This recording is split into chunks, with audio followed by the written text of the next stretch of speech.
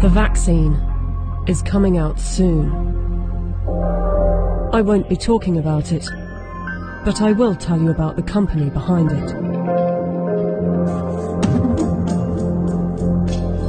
The UK government has purchased 30 million doses of COVID mRNA vaccine from a company called Pfizer. The vaccine is due to be delivered in November, with the potential of 100 million doses by the end of the year and 1.3 billion doses next year. News just out. Pfizer says it could be ready to apply for emergency use authorization for its COVID-19 vaccine candidate by late November. It won't be mandatory at the beginning, but judging from the large orders, a gradual plan will be implemented to persuade and incentivize people to take the vaccine and put restrictions on people that don't, along with shaming campaigns. I want to tell them that their decision, they need to understand, will not affect only their lives, which at the end of the day, it is their judgment, but will affect the lives of others. Because if they don't vaccinate, they will become the weak link that will allow this virus to replicate. Some will say that this is conspiracy theory, so let's just stick to the facts. The government trusted Pfizer to vaccinate the British people, so it's logical to want to inquire into the company's track record in safety and ethics. After all, they must be trustworthy in fighting for humanity, right?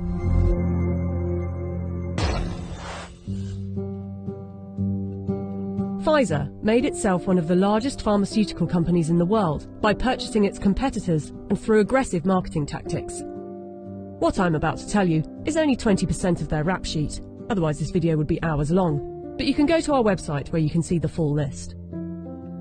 Pfizer received the biggest criminal fine in US history as part of a $2.3 billion settlement with federal prosecutors for mispromoting medicines and for paying kickbacks to compliant doctors.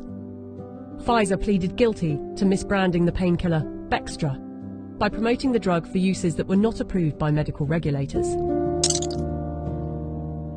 In the 90s, they were involved in defective heart valves that led to the deaths of more than 100 people. The company had deliberately misled regulators about the hazards.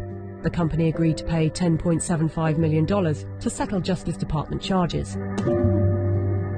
Pfizer also had a class action suit with a $60 million settlement over Resolin, diabetes medication, that resulted in patients dying from acute liver failure, said to be caused by the drug.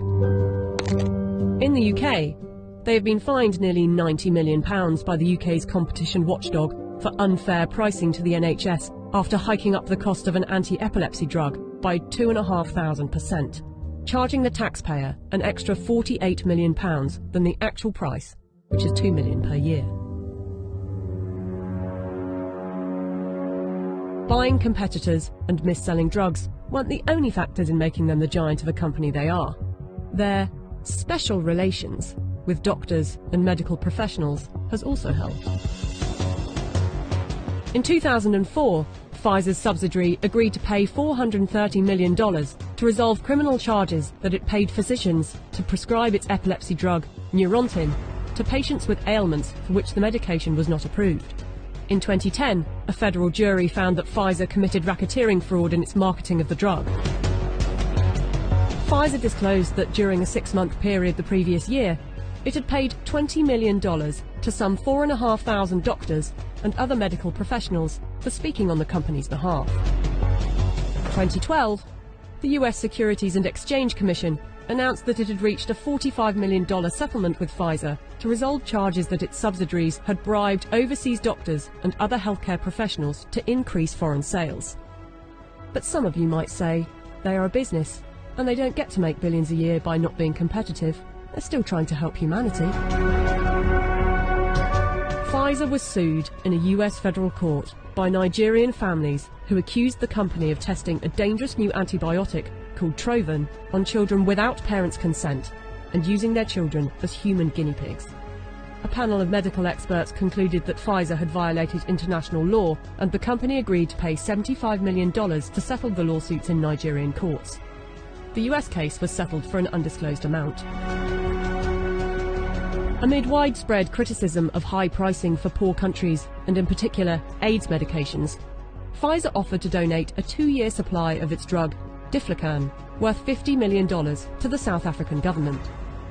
Yet in 2003, Pfizer backed away from the company's plan to license its AIDS drug for low-cost distribution in poor countries. The list goes on.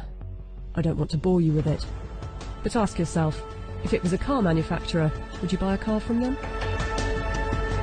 We plan to honor our history, and we will only bring to the world a vaccine that has been proven safe and efficacious.